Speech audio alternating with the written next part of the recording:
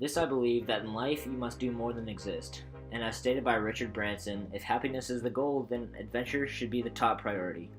Since the very beginning, I have been raised in an adventurous family.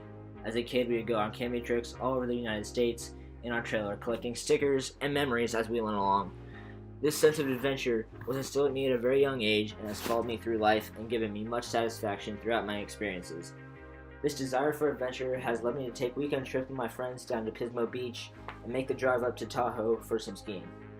Not only are these trips fun because of the good times you share with your friends and family, but they also take you away from the stresses and complications of everyday life, which I believe leads to happiness. As I began to look for my next great adventure, I remembered my grandpa and his flying career as a Navy pilot for over 25 years in the Vietnam War. As I grew up, I looked up to him and always loved to be in his presence. He would take me fishing on the lake and let me drive his ATV around the yard. As I grew up, I heard more about his flying career and was inspired to continue his legacy after he passed away. Because of this inspiration, I then decided to follow his path and obtain my private pilot's license. Once I was able to convince my parents, I did my research on what airport I would use, what plane I'd be flying, and who I would be flying with. Finally, I scheduled my lesson, studied up, and arrived for the first flight with butterflies in my stomach. As I neared closer to the airport, I started second-guessing myself, knowing that I wasn't so good with heights. What had I got myself into? I met my instructor and we walked out into the plane to conduct the pre-flight inspection, and going over the emergency procedures didn't seem to help my nerves. Still, despite the tension, I got in the plane and we taxied out to the runway. I was in awe of the plane, the electronics, and the composure of my instructor when communicating in what seemed to be a foreign language to the air traffic control tower. Next thing I knew, we were barreling down the runway and the wheels were up, just like my heartbeat.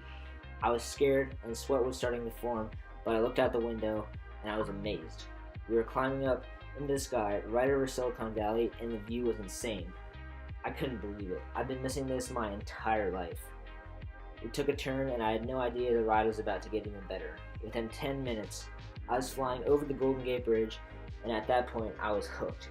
We continued to fly over San Francisco, by the Giant Stadium, and over Quad Tower with massive airliners lurking in the shadows while we darted around the city. On our way back, we streaked along the coast over Highway 1 all the way through Santa Cruz and back to the airport to land. I hopped out of the plane with a large smile on my face, and I knew I'd be back. Going up this plane was amazing and scary at the same time. As I've progressed with my flying, I've obtained lots of confidence and satisfaction by doing the things I never thought I'd be able to do, like land a plane all by myself.